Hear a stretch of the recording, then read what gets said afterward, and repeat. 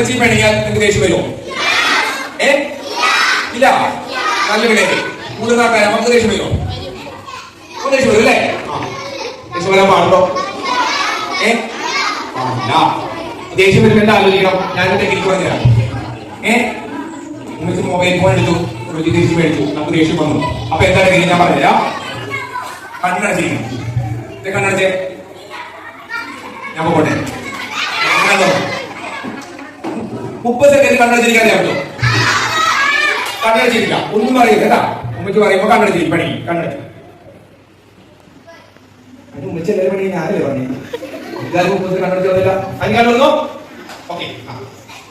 എന്നിട്ട് ആലോചിക്കും. എന്താ ആലോചിക്കും? ഉമ്മച്ചി എന്താ പണിക്കുന്നത്? എന്താ പണിയത്? ശരിക്കും പണിയെ മൊബൈൽ ഫോൺ എടുത്തിട്ട് അല്ലേ?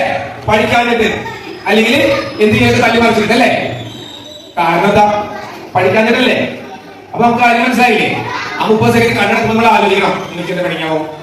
പഠിക്കാനും വേണം. അപ്പൊ ആരോട് കൂടെ അറിയാമോ? പറഞ്ഞേ. ഈ നോക്കല ഇതെവിടെ പറയണ്ടേ? വീട്ടില ഉമ്മച്ചി പഠിക്കാൻ പറഞ്ഞു. നോ, സമ്മതിക്കോ?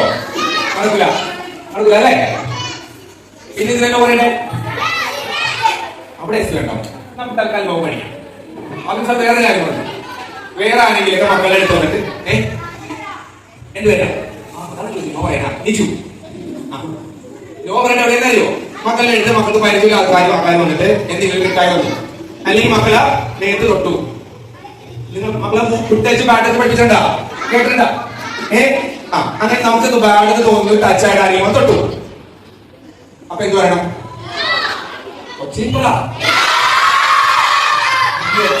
തൊട്ടാൾ വിട്ടുപോകണം.